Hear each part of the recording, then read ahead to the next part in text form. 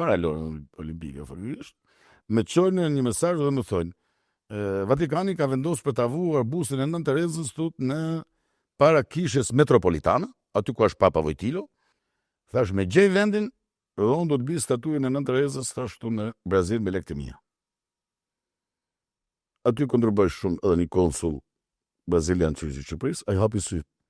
I thonë ministri jashtë, i tha po, është shqiptar, tha. Jo, kanë thënë në pjesën e Shqipërisë të bashkëllisë, por shqiptarë në Nën Terezë. Nana e saj tha ka vdik në Tiranë. Ai prapë nuk e besonte.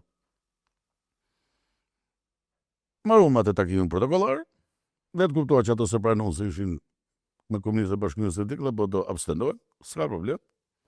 Edhe thash do të vjet asjelli ta vend bustën e Nën Terezës para Bashkisë të Rio de Janeiros.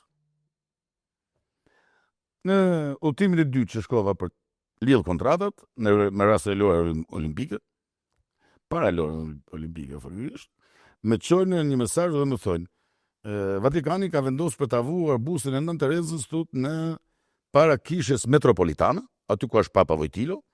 Pasi te bashkia bën shumë demonstrata, bën gjana, kupton, mos na dëmtojnë bustën. I thonë, "Okej, edhe është përballë statujës Krishtit." Dhe unë vendosi për ta quar bustën e Nën Terezës me rastin e lojave olimpike.